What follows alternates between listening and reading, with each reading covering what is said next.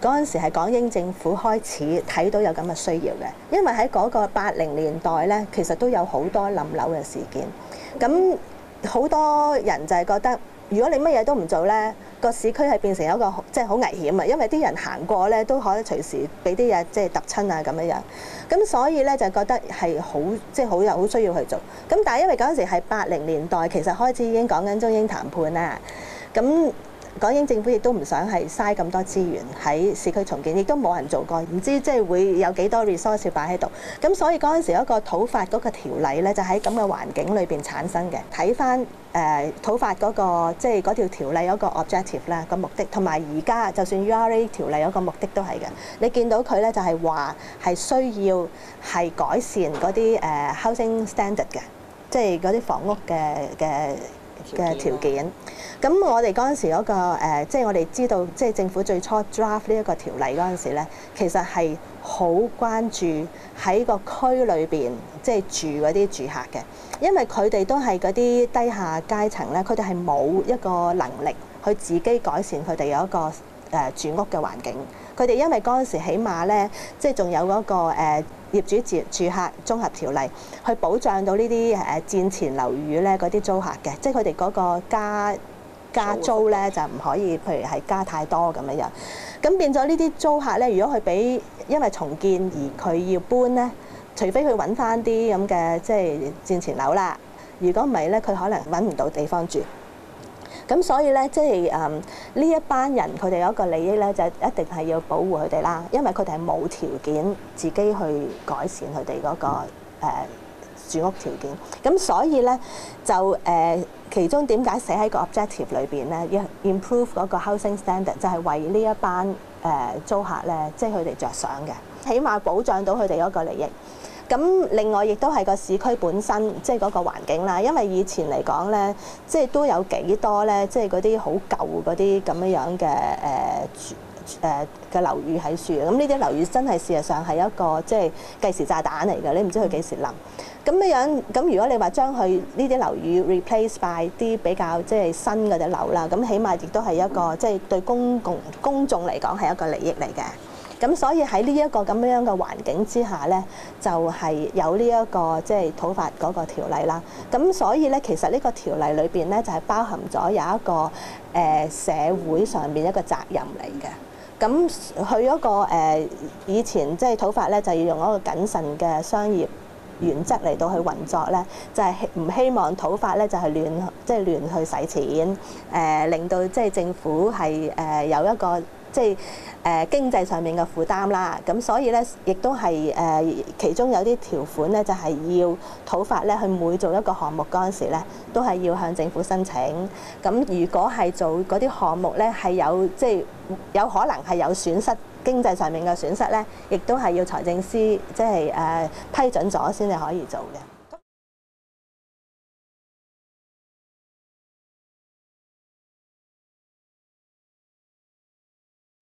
大家都知道咧，譬如你話係嗰啲有啲人啊，住喺啲危樓裏邊，即係呢啲根本係喺現今呢個社會係不能接受噶嘛。我哋係要幫呢一啲住喺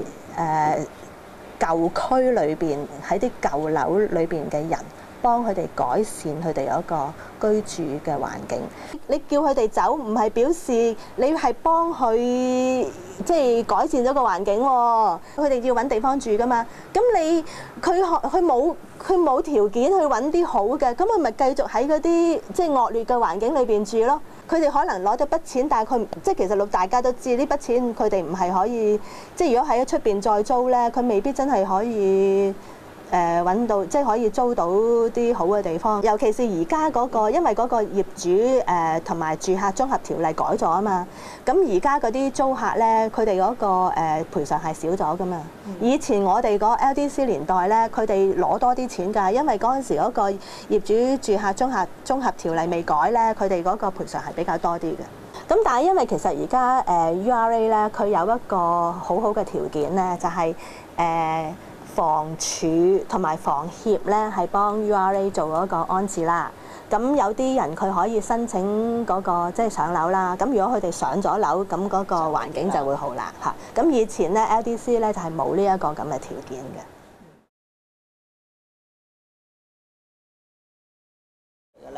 因為咧，我哋係一個法定機構嚟㗎嘛，咁變咗咧就係有一個法例咧喺我哋嘅背後，咁所以我哋嗰陣時就係要好清晰理解到嗰個法例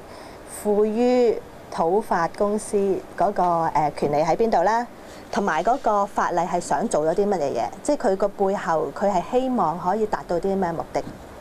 咁我哋嗰陣時其實因為最初做嗰陣時，好似你話摸着石頭過河，我哋新冇人做過市區重建啊嗰陣時，咁大家都唔知道點樣做，所以變咗我哋咧就係要攆嗰條法例咯，亦都要同好多即係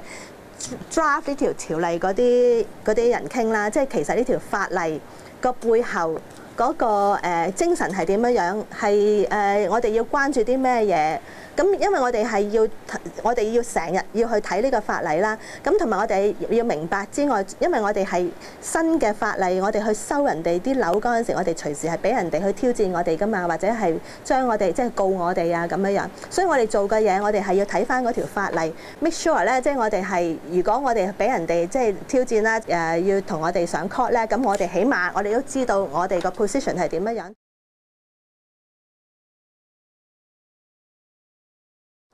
因為咧，當你寫一個策略度，唔係寫一個條例度嗰陣時咧，就好難即係會有司法覆核呢樣嘢咯。因為條例冇噶嘛，即係你係好難去即係 challenge 係有冇做呢樣嘢喺個策略度啫嘛。雖然話個策略都係即係 form part of 嗰個即係嗰條條例，因為條例有 mention 呢一個策略。咁但係佢實質上有冇做到咧？即係你係好難喺個 court 嗰度即係話。即係呢啲嘢係冇 fulfill 嗰個條例。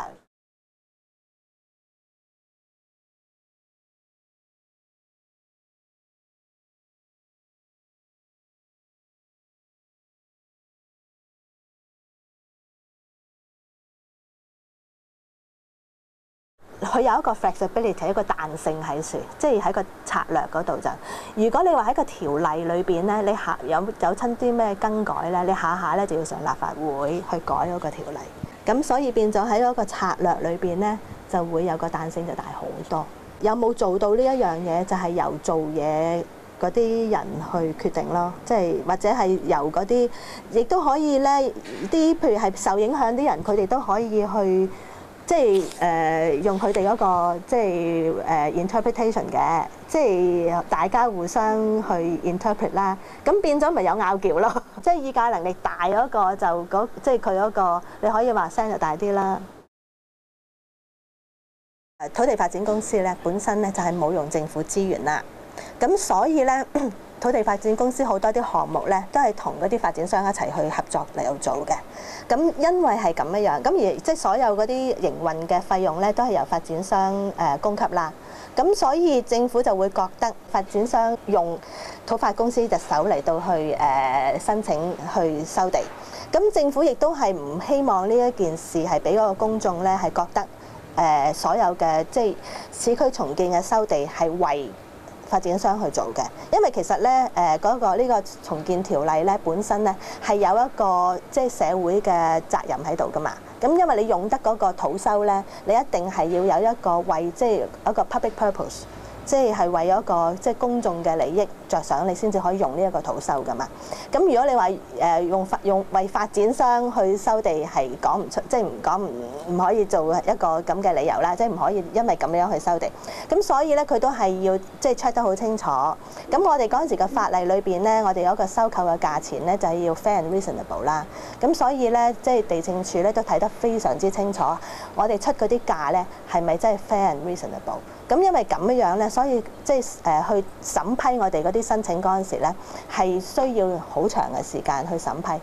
咁所以變咗我哋係要諗好多唔同嘅方法，睇下點樣可以令到呢個項目咧可以快啲進行，順利啲咁樣進行。咁所以因為咁嘅緣故，所以有些時候啲發展商覺得，我慳翻時間好過咧，慳翻少少嘅錢。冇錯啦，所以有時候會加多啲，咁都會嘅。會㗎，因為喺佢哋嚟講咧，時間就係錢啊嘛。咁佢寧願即係會俾多少少，咁但係咧即係佢收翻多一間就係多一間啊嘛，嗰個百分比又會再高啲啦。咁如果譬如話我哋係入到去地政處佢見到我哋嗰個即係收到個百分比，話去到90%啊，90幾個 percent，咁佢都容易啲，即係喺佢嚟講咧，即係佢會容易啲去 approve 我哋呢一個咁嘅申請，係幫我哋去做嗰個圖收咯。